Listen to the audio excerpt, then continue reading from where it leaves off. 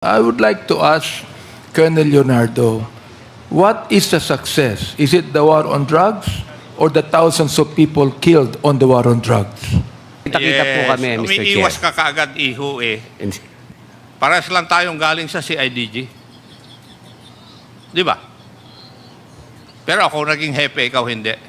Sino ang mas malakas sa inyo ni General De La Rosa kay former President Duterte? Kasi Possibly po. Hindi ko po narinig na sinabi ni Senador Bato, ayaw mong Mr. Chair. magsinungaling ng todo-todo, ah. Kasi sinabi talaga ni Senator Bato yun. Colonel Leonardo. I'm basing on the, Mr. Chair, I'm basing my opinion in general based on the result, Mr. Chair, of what happened. The result of we are from 2016 onwards. I honestly think, Mr. Chair, that there was a little bit change of the situation. It alleviates somehow the affectation on war on drugs. That's what I honestly think. But Mr. let me Chair. ask you, Colonel Leonardo, do you believe that on that war on drugs and the many killings that happened, that there were human rights violations? Based on what I heard and saw on TV, Mr. Chair, there was there were, I think, some violations. Mr. So you believe that there were human rights violations during the war on drugs? Based on what I saw on TV, Mr. Chair, there was. Ano ang pinag-uusapan niyo pag bumisibisita po si Colonel Garma? Meet and greet lang po, Mr. Chair. Kasi po, nasa isang compound po kami before sa Davao City Police Office. Isang compound lang po yun, nandun sa So in short, dahil pero kayo po ay mga pulis, kayo po ay mga operatives, hindi po maiwasan natin na nag-uusap-usap din po kayo ng mga operations, hindi po ba? Ano yun? Possibly, Mr. Chair. That is peer group, hindi po ba? Kung mga kapulis, anong pinag-uusapan ng operation? Mga congressman, pinag-uusapan anong batas ang gagawin? O kung usually ganun yan po nangyayari. So may pagkakataon na pinag-uusapan nun ninyong operations, hindi po ba? Wala po kasi akong matandaan, Mr. Chair, na nakapag-usap ako tungkol Okay, sa anyway, operation, Mr. Chair. Inamin na ho kanina ni Colonel Garma that there was a time in July of 2016 na pumunta siya doon sa opisina mo, nandun po kayo, nandun po din bumisita si Colonel Padilla. Hindi po ba? Pasensya na po, Mr. Chair. Hindi ko po matandaan yung instance na kami nagkita ni Commissioner Leonardo, remember that you're under oath. Yes, Mr. Chair. Hindi ko po There matandaan are two persons here testifying that you had a meeting in CIDG against only you. And yung isa sinumpaang salaysay pa. And kanina si Colonel Garma sinabi, indeed, she was there, kayong tatlo. Ito, na lang ang pag-usapan natin. The fact remains na doon sa CIDG, Davao Station, nagkasama-sama kayong tatlo. Yung pong sinabi ni Colonel Padilla, yung din pong sinabi ni Colonel Garma, Colonel Leonardo, o Commissioner Leonardo rather. Mr. Chair, ang totoo po, wala po talaga akong matandaan na instance that we, together with two of them, Totoo po ba yun, Colonel Garma? Sabi ho nyo kanina, it's on record, Mr. Chair, that Colonel Garma stated that she went to the office of Commissioner Leonardo in the presence of Colonel Padilla. And it is on record. Colonel Garma, sino po talaga nagsasabi ng totoo nito? Your Honor, bago mangyari ang pagpatay, Pwede pakilakas lang po, Colonel Padilla. bago mangyari ang pagpatay sa tatlong Chinese drug personalities, nakadetain sa nasabing piitan ay tinawagan ako ni Colonel Edelberto Leonardo at sinabi na pumunta ako sa Davao CIDG station. Pagdating ko sa station ay nandoon na si Colonel Garma. Kinausap ako ni Colonel Leonardo ang mga 30 minutes at sinabi na papatayin na namin ang tatlong Chinese na nandoon sa Davao Prison and Penal Farm. Mag-cooperate ka na lang habang kami ay nag-uusap. Ay pinangakuan niya ako ng promotion. Thank you, Colonel Padilla. Thank you, Mr. Chairman. Thank you, Congressman Pimentel. Yun po, pinabasa ko lang po. Colonel Garma, ang sabi po nyo kanina, nag-retire kayo ng June. Yes, Mr. Chair. Yes, and you announced that in the flag ceremony, that you are going to avail of early retirement. That was in June 22, 2019, para ma-refresh yung memory mo. Yes, Mr. Chair. Yes. And after your retirement, on June 24, 2019, former President Rodrigo Roa Duterte appointed you as PCO 24. General Manager. So yung mga sinasabi mong kasagutan at saka dates, those were wrong. Kasi baka naku-confuse mo yung pag-announce ng inyong appointment kaysa dun sa assumption. Di po ba? But, yes, maybe. On record, Yes, Mr. Chair. you announced in a flag ceremony that you're availing of early retirement. That was in June 22, 2019. And 2 days thereafter, former President Rodrigo Duterte announced your appointment as PCSO General Manager. Ganun ka kalakas. May I know from Colonel Leonardo and Colonel Garma, if you held a meeting in Davao in June 28 of 2016,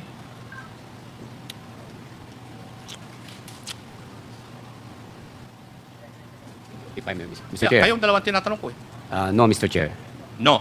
You did not have a meeting with your former classmates, class of 96 of the Philippine National Police Academy.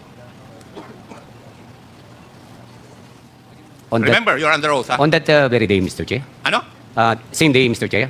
PNPA classmate mo. Opo, Mr. Class Chair. of 1996. May I be clarified, Mr. Nagkaroon Chair? kayo ng meeting doon sa Davao last June 28, 2016.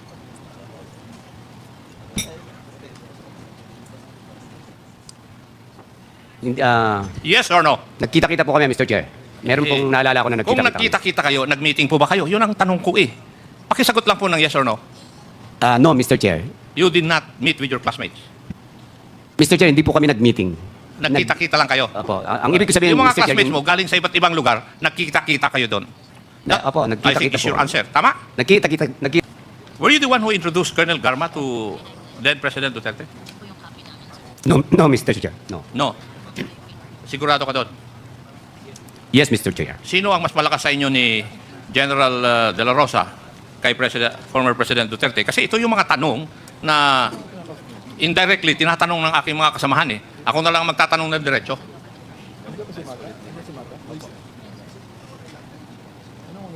Definitely, Mr. Chair, mas malakas po si Sir Bato, Mr. Chair. Senator Bato, Mr. Chair. Kasi napilit ka niya na mag-retire early. I believe otherwise, Colonel. You know why? Narinig ko na minsan yung sinabi ni Bato. Meron pang isang opisyal na mas malapit sa tainga ni former President Rodrigo Roa Duterte. Hindi mo ba narinig yun? Hindi ko po narinig, Mr. Chair. Huwag kang ngumiti sa akin dahil ano naman iyo. Tagutin mo yung tanong ko. Kasi totoo naman sinabi yun eh. Di ba? Possibly, Mr. Chair. Sabi ka parang? Possibly po. Hindi ko po narinig na sinabi ni Senator Bato, Ayaw mong Mr. Chair. magsinungaling ng todo-todo ah. Kasi sinabi talaga ni Senator Bato yun. There is somebody in the PNP who is nearer the ears of the President. Colonel Leonardo, last hearing, we asked you to submit your SALN. And you have submitted that to the committee. I have it here with me. And dito sa iyong SALN, sinabit mo dito ay yung year 2021, ang iyong net worth ay lumalabas na 6.6 million pesos. Is that correct? Correct, Mr. Chair. You have the copy of your SALN there, no? Wala pong kopya ang dala. Comsec, can you provide him a copy of his document that he submitted? Matanong ko lang, is your wife working? Does she work? Or what does your wife do? Sa bahay lang po, Mr. Chair. So, siya housewife? Opo. No business? Maliit na business lang po, Mr. Chair. Kasama niyo yung daughter ko. So, your daughter has a business? Yes po, Mr. Chair. Pwede bang malaman ano yung business? Meron pong carwash lang po, sir. Saan ito? Sa Manila? Sa Davao po, Davao. Sa Davao? Davao po. Okay. Pwede bang malaman ano ibig sabihin itong Sarleon Logistics? Nakalagay dito, you were asked kung ano yung iyong business interest at saka ano yung financial connections mo. Ang nilagay mo rito are Sarleon Logistics in Davao. Nature of business, interest and financial connection, personal. What is this Sarleon Logistics, Colonel? Tracking po nung araw yan, Mr. Chair, na nalugi rin po, Mr. Chair, na nahinto po. Nahinto? Ang nagmamanage po niyan, yung anak ko rin po. Yung alin yung? Yung anak ko rin po, yung anak ko po ang nagmamanage. Tracking business po yan. Naka-under subcontract po sa LBC, yung pong nagdi-deliver ng mga cargos po. So, nagde-deliver ng cargos from the pier to the port? From the port? LBC po. LBC. LBC warehouse. Ito door to door po namin, ganun po. Okay, so truck ito. Ilang pirasong truck ito? Meron pong, sa naalala ko lang po nung panahon na yan, meron pong mga L300, meron pong More or less po mga 6, Mr. Chair. Hindi po ako sure kasi hindi po akong nag-manage dahil ako po ay nagtatrabaho pa po nung araw. Pero family business nyo to. Sort of, Mr. Chair. Bakit sort of? Hindi 100% sa inyo? Kasi po yung misis ko nagbigay po ng konting puhunan din, hindi lamang po solo ng anak ko nung mag-asawa siya, Mr. Chair. Pero ito ay negosyo ng misis mo at ng anak mo. Bali sa anak ko, kaya lang may share lang po itong aking... Si misis. Mr. Okay. Ilan ba anak mo, Colonel? Dalawa po. Okay. Dito sa iyong SALN, yung sinubmit mo on ang date ay 2021, ang iyong net worth ay 6.6 million. Can you confirm that? Opo, Mr. Chair. Okay. Pagdating naman ng 2022, ang net worth mo ay tumaas ng 8,150,000 pesos. Tumaas ka ng mahigit almost 2 million pesos. Tama po ba? Can you confirm that? Opo, Mr. Chair. Pwede bang matanong kung ano kaya ang dahilan? Ba't tumaas yung iyong net worth? Nadagdagan po kasi yung aking ito pong IT equipments po. Nadagdagan yung Yung mga gadgets, mga cellphone, IT equipment, laptop po. Nadagdagan din po ako ng 2020 na ano po. Ayun din pala.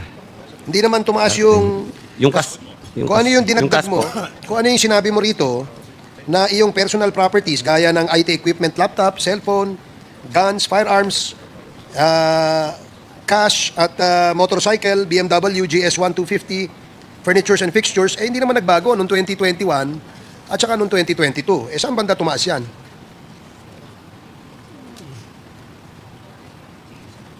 Mr. Chair, Never mind. I'll just give you a... baka namali lang po ng ano, Mr. Chair. Okay, sige. Pero, Baka nga namali. That is kasi po, merong- 2021 at saka 2022. Pero itong 2023, yung 8.150 million mo ay naging 9.150 million. Hindi naman siguro maaaring nagkamali ito. Colonel, kasi mula noong 2021, from 6.6 million to 2023, naging 9.150 million. So, meron kang increase. Halos taon-taon, tumataas ang iyong net worth. So, bibigyan kita ng panahon para makasagot ka sa committee ito. Sa susunod na hearing, ihanda mo lang ang iyong tanong kung bakit tumaas ang iyong net worth. Opo, Mr. Chair. Okay, sige. Salamat. Now, kaya tinanong kita, meron bang drug list? Meron po, sir. Yes Kasi or no? We, Yes. we Okay. conduct always a conference on that, sir. Okay, pwede bang matanong, DG Lasso, is there such a list called the drug list? Yes, Your Honor. Okay, We thank have you. two. Thank you. Colonel Leonardo, meron bang drug list? Yes, Your Honor. Colonel Garma, meron bang drug list? Yes, Your Honor. Colonel Espinido, meron bang drug list? I have here, sir, list. Okay. Sinong gumagawa ng drug list? Colonel Garma, sinong gumagawa ng drug list? Mr. Chair, pwede bang i-submit ni Colonel Espinido? Dala niya yung drug list eh. We will ask him to submit that later, Your Honor. But I'm just... Yes, sir. Based on my experience, Mr. Chair, as Station Commander, kami po sa station ay naglilista po. Naglilista ang station? Yes, sir. Based sa TI namin, sa mga nahuli. What is TIA? Mga Tactical interrogation or interrogation. investigation po, disclosure of suspects that are arrested, or information coming from assets So, and agents. so this is done sa level ng ano? police station, pinakamababa po sa station. So, kaya malalaman natin sa isang jurisdiction, isang police station, alam natin kung ilan yung drug lords, ilan yung drug users, pushers, ganyan. Tama? Yes, Mr. Chair. Sinasubmit po namin sa task to, then there is a sharing of intelligence. Kaya kung minsan, yung information ng nasa taas, nakukuha din namin sa baba kasi naayos po namin na nasa area namin yung operation nila. So naisasama din po namin yung intel ng ibang unit. Okay. Si Colonel Leonardo, Mr. Chair. where does the list come from? Nagsisimula po sa mga station, sa mga, pati po barangay minsan nagpo-provide din po. So sa station, sinasubmit yan ng mga police sa area. Apo, from the station, isasabit na po yung pataas. And the station determines sino yung drug lord, sino yung pusher. May difference ba yung pusher sa drug lord? May, I want to get a categorical answer sa kanila. Kasi kayo ang nakakaalam. Meron bang difference yung pusher doon sa drug lord? Mas higher level po, I think, yung drug lord, Mr. Chair. Again? Meron po kasing pusher na nagbebenta. Pag nagbenta po, kahit 1 gramo lang, pusher na po yun. So pag Once a seller, Mr. Chair, ay pusher na po. Once caught selling, in the act of selling, pusher na po yun. And then, yung drug lord is, I believe, mas higher level po. Yung mga certain amount of drugs confiscated from the suspect, then he will be considered. so merong large amount of drugs before a person is considered a drug lord? Ganun ba ang... I think so, Mr. Chair. Okay, in your career, Colonel Leonardo, Ilan ang drug lords ang nahuli mo? Marami-rami rin po, Mr. Chair. Hindi ko lang po mabilang kung ilan. Pero marami-rami po, Mr. Pag drug Chair. lord? Drug lord may yan, ha? drug lord po, may pusher. Meron din pong user. Hindi, ang tanong ko, ilan drug lords ang identified mo at nahuli mo yun na in your entire PNP career? May higit pong 10 masasabi ko. Safe po ako na And may they're higit now 10. all in jail. Meron pong... May buhay pa ba na- doon sa 10? meron din pong may namatay po. Okay. Meron naman pong nakumbikta. Kasi ang tanong ng taong bayan ganito eh. Marami tayong nahuhuli. And this is a statement that I'm sure the PNP knows and the PDEA knows and the NBI knows. Marami tayong nahuhuling drugs. Pero wala tayong nahuhuli. Maraming beses na ang nahuhuli ay yung mga street peddlers. Pero yung mga ulo, yung mga drug lords ay hindi natin nahuhuli. Ngayon, there's now a hypothesis na bakit hindi nahuhuli yung mga malalaki? Kasi pinakakawalan sila in exchange of the large volume of drugs na nahuhuli sa kanila. Nahuli sa kanila, kukunin nila yung drugs, pakakawalan nila yung drug lord. Pagkatapos nun, tatawagin yung mga pusher, ali kayo, benta kayo sa kalsada. Kailangan in 1 week, mag-remit kayo. Pag hindi kayo nag-remit, huhulihin namin kayo. That was the kalakaran and that is the comments made by our people. Kaya nga, tinanong ko, ilan ang drug lord na huli natin? Di ba? Si Colonel Marcos, are you related to the President? Apelido lang po, sir. So, kasi maputi ka eh. Yes po, American po ang mother ko, sir. Okay. Sinabi mo kanina na si Espinosa lang ang nahuli mong drug lord. Yes, Mr. Chair. Pero sa mga street peddlers, marami kang nahuli, I'm sure. Marami po, sir, kasi naging commander po ako ng Manila Police District.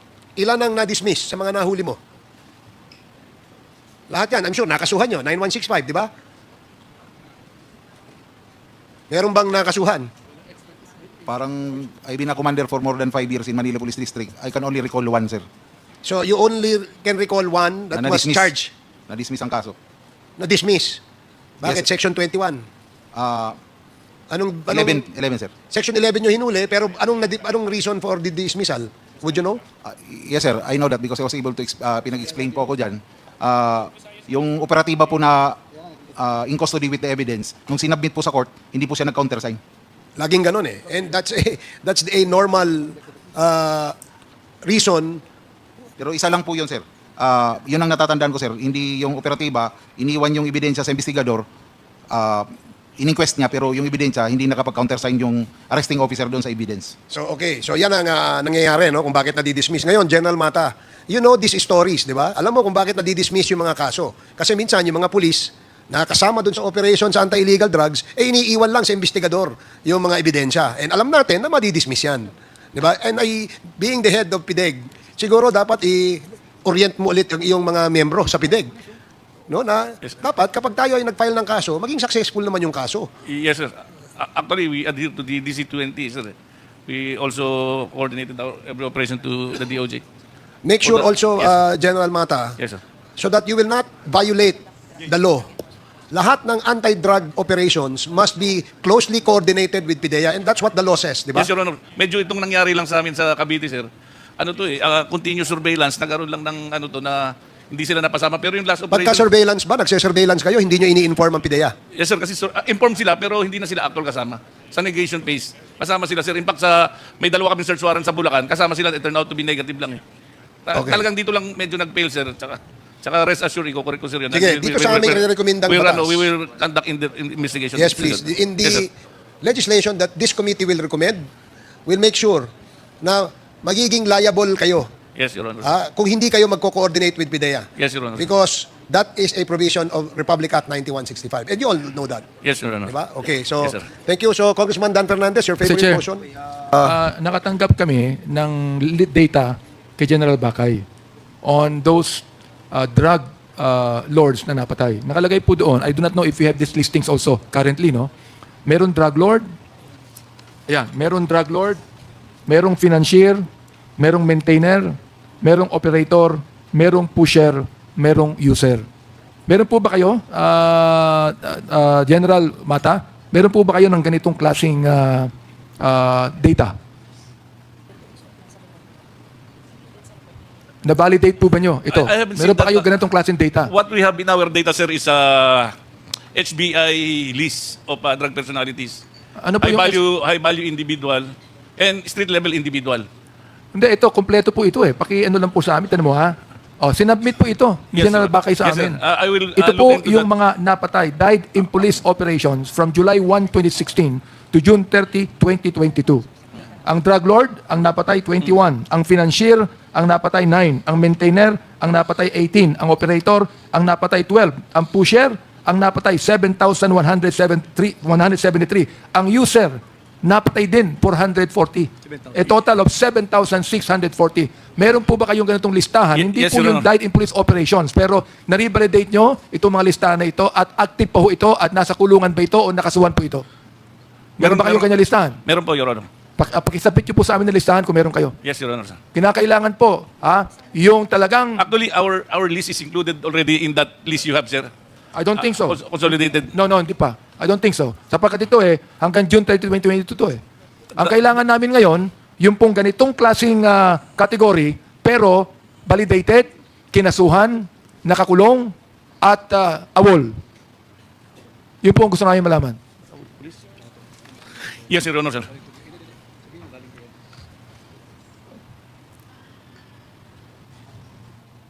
Tulad po nito, General Mata, ang sinabit po sa amin ni Colonel Espinido, recapitulation of PRRD's list.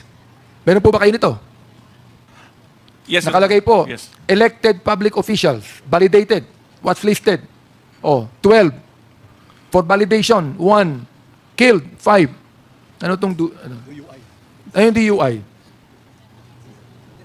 Under investigation, 1. Arrested, 2. Surrendered, 4. 12 cases at large, 1. May civilians, 132. Ang what's listed. PNP personnel, 52. Meron po ba kayong ganitong listahan? Yes, Your Honor, sir. Pwede bang pakisubmit nyo sa amin We will- tulad ng we will- ginawa po ni Colonel Espinido? Yes, sir. We will submit you. Pwede rin po ba, Colonel Marcos? Meron po kayong listahan yan?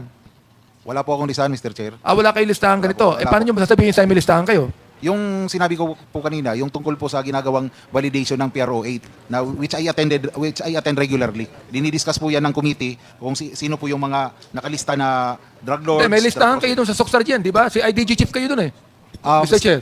Sa ngayon po, Mr. Chair, ang CIDG do not maintain already a list of drug personality because Why? operation on illegal drugs is already not part of our mandate. Since Meron, 2008. meron ng isang ahensya sa PNP tulad ninyo na nag-ooperate sa drugs. Yes, sir. Okay. Mr. DJ Chairman. Lasso. DJ Lasso, Mr. Chair. Yes, I'm sorry, Mr. Chairman. Pwede po ba nabigyan nyo kami listahan din sa inyo na nabanggit ko? Can I say something, Mr. Chairman? Go ahead, go ahead. Ito po yung problema natin sa sa droga. Kasi po, wala po tayong watch list. Wala, kanya-kanya po kami. Kaya yung format ninyo iba doon sa format nila. Bakit itong kay Colonel Espinido merong watch listed? Meron Mr. Chairman, there is. Pero when I took over as PDEA, I wanted to look at a national watch list wherein all DJ Lasso, meron pang sinasabi. Yan ang sinasabi namin dito. Na nakakawala ang ibang mga drug bust ninyo at nabalitaan pa namin, na kung kayo, PNP, PDEA, nakahuli ng 1,000 kilograms, ang nire-report lamang sa media 200. Totoo ba yon? it can happen, Your Honor. It can happen. It can happen. It's not only it can happen, DJ Lasso. It is happening. It is Yes, Your happening. Yes, Your Honor. At ibinebenta ng mga pulis natin ang mga nakuha nilang mga drugs. Na ang tanong ko ganito, kaya kinakailangan, DJ Lasso, meron po kayong listahan yan. What's listed for validation, arrested, surrendered, nawawala o kinakasuhan. You have to have a list of that para malaman po natin ito. Pwede po ba, DJ Lasso? Your Honor, that is why I was calling the office. We have scheduled a national workshop involving all the agencies of government that have holdings on narcotics. Involving all the agencies, Yes. law enforcement agencies. Not only law enforcement. Do you think the Philippine National Police will attend? They are invited to attend. They are invited. in fact, They we should be directed to attend because you're the lead agency for drugs. Yes, They should be directed to attend, Mr. Chair, because you are the lead agency on drugs. Yes, they must They attend. should not only be invited. General Mata, do you agree with that? General Mata, you should be directed to attend because they're the lead agency. Do you agree with that? Yes, Your Honor, sir. Okay, therefore, the PIDEA will hold a, what do you call that? It's a A summit. national drug summit, Mr. And Chairman. therefore, if you are directed to attend, you're going to attend, Mr. Chair. Yes, sir, we are always attending. All right, so Whenever he we is are promising. invited there. Kailan po mangyayari yan? September 23, 24, and 25. Pag Mr. hindi Chairman. nangyari yan, pakisabi nyo sa amin. Sir, they will be attending because we are following the PNP just conducted their regional summits all over the country. Mr. Chair, the reason why, until now, can you imagine, the war on drugs that the former president promised to solve in 6 months took him 6 years. And in the process, killed more than 36,000 people. Now, we still have drugs today. Wala pang 1,000 napapatay. General Mata, am I right? Yes. Pero nakakahuli Mr. Chair. kayo. Yes. Now, bakit? Bakit? Palagay ko, ang karamihan dito, Mr. Chair, mga kapulisan to. Nahuhuli nyo, pero hindi lahat ng inyong nahuhuli ay talagang nasasakutin ninyo. Ibig sabihin, merong nakakawala dyan mga drugs, Mr. Chair. Kaya meron pa rin drugs eh.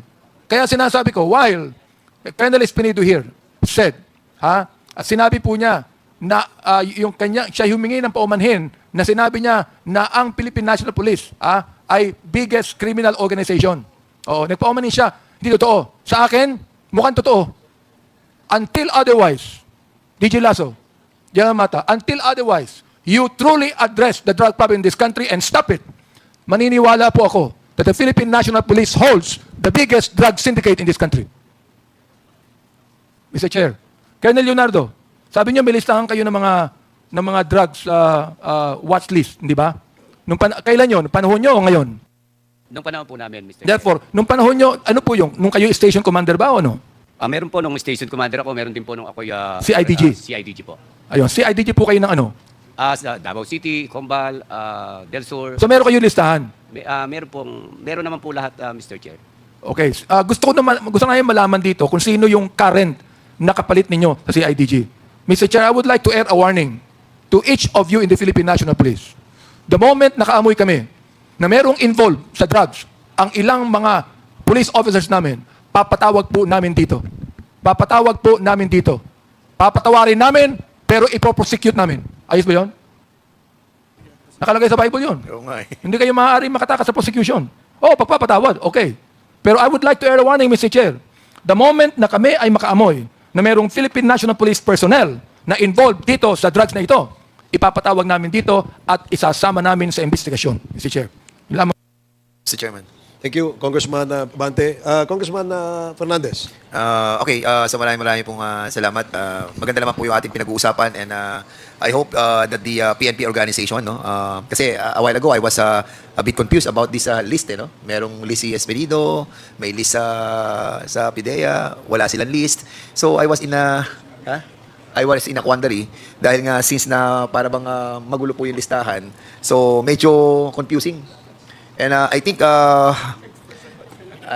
must agree also with the Chairman Bante in so much as the real situation of our organization.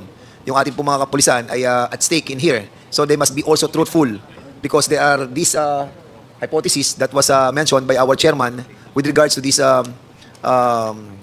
drugs that are being apprehended by our PIDEA. And then suddenly mawawala and then we have to subject our PNP organization in a cleansing scheme that we are starting right now. I hope that there will be a reset, Mr. Chairman, because our country need badly the change that need to be done. And with that, Mr. Chairman, before I move for the suspension, Mr. Chairman, may we allow to invite the former mayor of Iloilo, Mayor Jed Mabilog, and at the same time, we invite also, a while ago, Chairman Abante moved to invite the chief CIDG, NCR. And I told him that the chief NCRPO was Nartates. I was wrong. So it is Colonel Noel Alino, chief CIDG ng NCR. So we will be inviting him in the next hearing. And with that, Mr. Chair, I also would like to invite sana the former General Peralta and the former General Medina to this hearing because I believe they have something to say. Okay. Former CIDG yun, Chairman Abante, I think. Chairman, just for the information of the Honorable Committee, ang understanding ko po, ano man information, the new CIDG sa NCRPO has just been assigned. No, so better we will also invite the previews. Kasi I think siguro mga 1 buwan o 2 buwan pa lang yung CIDG Colonel, kilala mo yun? Kilala mo yun? Di ba? Kilala mo yung CIDG ngayon na naka-assign, si CRPO? Kilala mo? Pakiulit po, Mr. Chair. Pasensya na po. Hindi, kilala mo. Nagbubulungan nga kayo eh. Opo. Hindi po, meron po kami. Kilala mo si Bong Alinyo? Bong Alinyo. Colonel Bong Alinyo. He was just assigned as CIDG and CRPO. His name was mentioned to be invited, but okay, Mr. Chairman, class 98 siya eh, di ba? Class 98. You're not familiar? Familiar po, Alinyo. Familiar ka? Okay. Anyway, Mr. Chairman, while we will invite Colonel Alinyo in the next hearing, we should also invite the previous.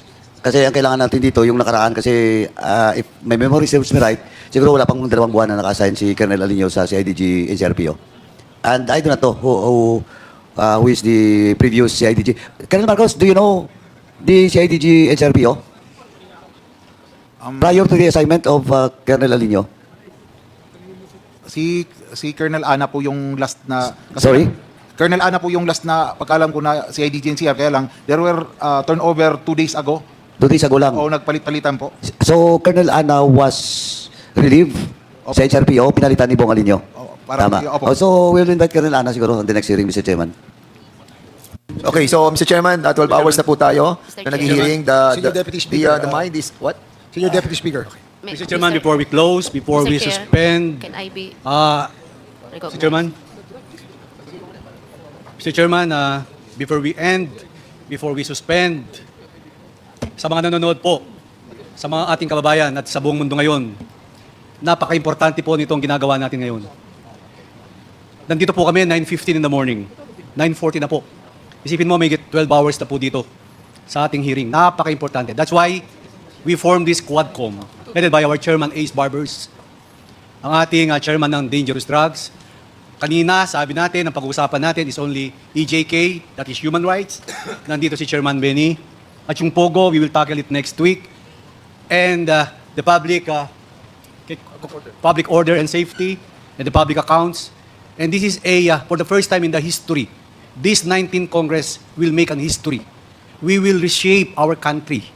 Tulungan niyo po kami, mga kawani natin sa gobyerno, my fellow workers in government.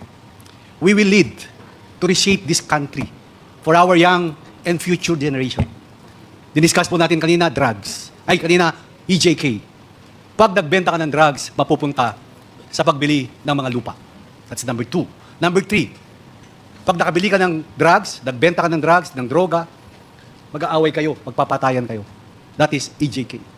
Number 4, pag marami na kayong pera, mamimili po kayo ng lupa, hindi nyo alam kung saan nyo dadalhin yung mga pera nyo na nakita nyo dito sa droga. In summation of all of this is the Quadcom. So, Father, ano pa si Father? Si Bishop, andito pa. Kami po, we are the members of 19th Congress with my fellow congresspersons. Nagpapasalamat po kami. Napaka-importante po nitong Quadcom na to.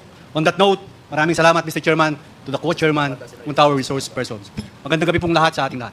Thank you, SDS Gonzales. Yes, do you want Can to I say... be recognized, Mr. Chair? Okay. I would like to answer the question raised by Congressman Paduano, Mr. Chair. Sige. Sandali po. Which question? Ang daming question. Ang daming question kasi ng mga congressman kanina. It is only my question. Ngayon, pag, Ms. Garma, you can file a motion, but you have to stay here muna. You can file a motion. Kasi tatagal tayo dito. Believe you me. Kasi kanina, tinanong na kita, yung states mo pa lang na travel, mali yung sinagot mo sa akin. No. Mali. I will give Mr. you, Chair, in the next hearing, Mr. Chairman, in the next hearing, tatanungin kita ulit kung sasabihin mo ng totoo. Mr. Chair, I'm telling the truth, Mr. Chair, in my mother's grave. Yung travel ko sa States, sinabi ko na po ang totoo. I don't even know the answer why my visa was invalidated by... Hindi lang yung visa, Ms. Garma, alam mo kung bakit ka pinigil. No, Mr. Chair, I do not know, Mr. Anyway, Chair. Mr. Chairman, if I ask her... Mr. Chair, if you, I will be proven, Point of order, Mr. Chair. Wait. Point of order. 1 minute suspension. I'm not lying. Yung... Please address Why the did I chair lie on my travel, when you Mr. reply to Chair? the question asked by a member, okay? And paki-clarify mo lang ulit ang iyong gustong sabihin. Okay, Yes, Mr. hearing Chair. is resumed. I wanted to answer the questions, Mr. Chair. I have a daughter waiting for me who attempted to kill herself 3 times. I cannot leave her, Mr. Chair. She's waiting for me. She attempted 3 times, Mr. Chair. That's why I cannot leave her. Now, I will answer all your questions, Mr. Chair. with regards to my travels, that's the real answer. I do not know why my visa was canceled, Mr. Okay. Chair. Okay. You can validate that if magtanong kayo sa Japan kung bakit they didn't give me the exact answer. I think Congressman Paduano has asked several questions to you, GM Garma, not just about your trip to Japan. So it seems that you have not answered his questions, and you appear to be evading the questions that he is asking. Yes. And that is the reason why you were cited in contempt. Yes, Mr. Chair, may I make a statement? That's why I'm appealing to answer. But as stated by the Honorable Congressman, Mr. Chair, he said that I was not telling the truth about my travel to States, but that's the truth. If that is the only reason, isa lang yan. Ano pa yung other questions that I will answer? But with regards to my travel sa States, last travel, yun po ang totoong nangyari sa amin ng anak ko sa Japan. I do not know why my visa was invalidated according to that lady in Japan. Mr. Chairman, to be clear, he was not contented because of that question of mine, because of the travel. And in fact, hindi ko na nga pinurso kasi it is all about the question being raised to you by the members. And you're evading the question. It is not all about your travel in the US. Eh, hindi pa nga ako tapos dun eh. Sa totoo lang po. Travel in the US, hindi pa ako tapos dun. I tell you. You were cited in contempt because you're evading question from the very start by the members of this committee. Not because my question about your US travel. And ang totoo noon, hindi pa ako tapos doon. Ms. Garma, akala mo yun lang? Hindi pa ako tapos doon. And I will prove you in the next hearing. Pag hindi ka nagsabi ng totoo, I will prove to you that you're lying. Doon lang muna. Kung yun lang yung gusto mong pag-usapan, yung travel mo sa US, if you will not tell the truth in the next hearing, I have all the proof with me. Hiningaan lang kita kanina, hindi mo maibigay. With the, Kung online ngayon, dapat may record ka eh. Diba? Mr. Chair, Mr. Chairman. okay, Congressman ako first. Sige. I think the resource person does not have any recourse with us anymore, simply because we have decided. If you look around, we do not have any quorum already to decide whether we would withdraw the contempt order or not. So I think the recourse left for the gentle lady is that either she files a motion for reconsideration or she goes to the court. I think her lawyer knows that. Kasi hindi na po tayo kwan dahil nag-decide na po yung buong committee kanina.